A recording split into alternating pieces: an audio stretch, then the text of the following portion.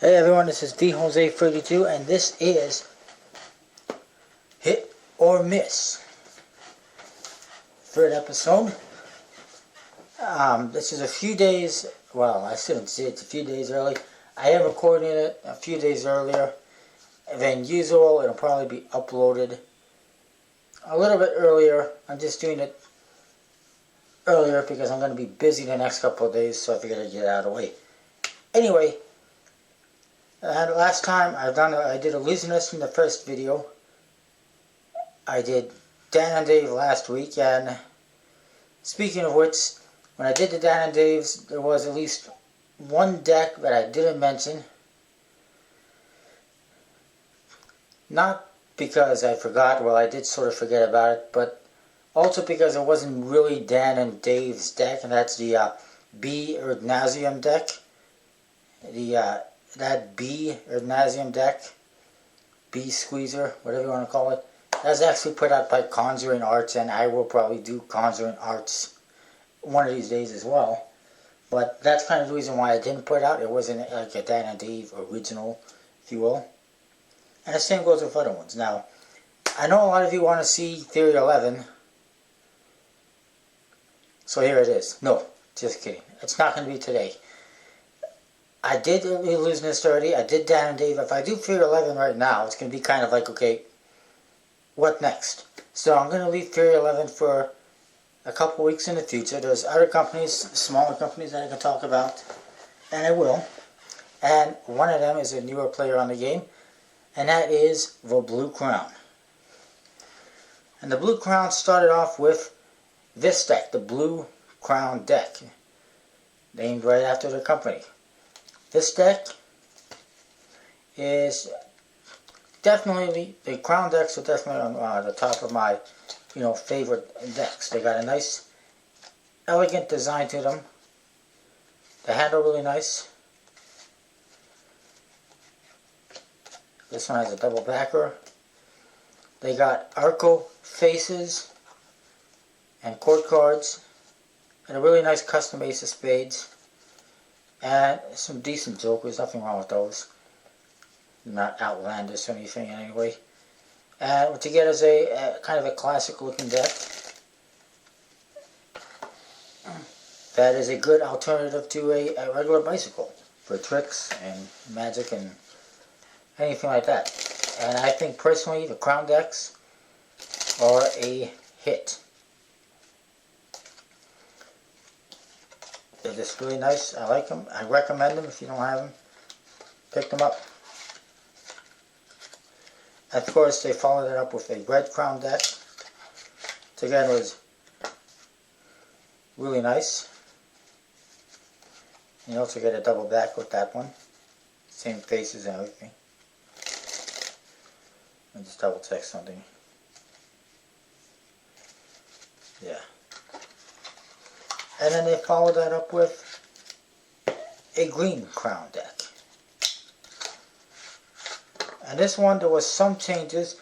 This one, there's actually some 3D effects going on. They actually have a shadow around all these details. You can see a little darker spot, a shadow. And that is a little bit of 3D effects going on there. And that's a bit of an improvement, so that's a plus. And again, you get a double backer.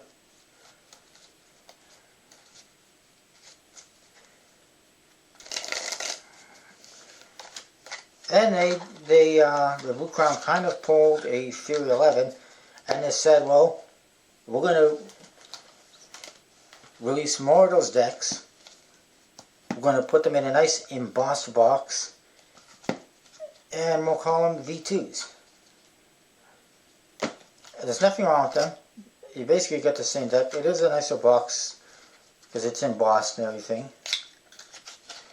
And they did make some other mild changes. For instance, this blue deck, you get a double backer that's blue on one side, red on the other.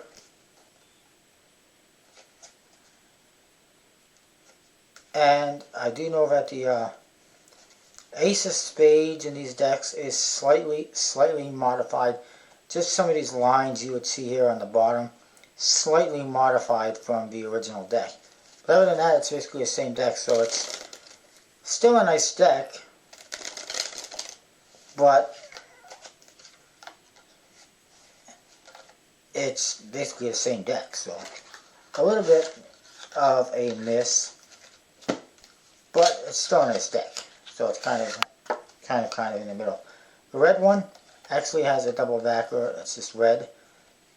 The Jokers have red stars on them, and of course you get that slightly modified Ace of Spades. And again, they're really nice. And again, the red one, they got that same shadowing effect like on the first green deck there.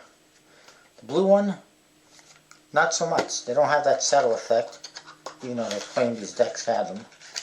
The blue ones, I've never seen that. You can't, because it's too dark, so you can't see that darker border, so it's not in there. So the only real difference is the blue one, slightly different ace, and I think that's it basically. And the double back is different. And then the green one, this one I actually gave you a blank card. And that's fine, because the cards are basically the same as the first deck. You got that same shadow effect going on there. The only difference, aside from a slightly modified Ace of Spades, is the Joker's got green stars in the corners, as opposed to black like in the original decks. That was it. So, it's still a nice deck and everything, but it's the same deck, so it's a little bit of a miss for me. But at the same time, they also released this, the Black Crown. Really nice, lots of simplicity, nothing on the box except for the symbol, which is embossed in silver. And the cards look fantastic. You get this black and silver back design, which I really like in that crown deck design. And you get the double backer. And of course, these ad cards that come with it, you could stick them together, make out a double backers, put one of these together with a red one or whatever you want. You can make gaff cards, so that's always good. I always like ad cards with the back design on it because you can do something with that if you want. Jokers are standard, and the Ace of Spades is that newer design. But it is a really nice deck, nice simple box. This is definitely a plus, and it's definitely one of my favorite decks. Although, being that I've got over 500 decks, I've got a lot of favorite decks. So now I'm also going to talk about the decks from House of Playing Cards. But first there's also this one from the Blue Crown, and that is the Vaudeville deck. And this one is a big hit. It's really nice. A lot of nice embossing and lots of vibrant colors on the box.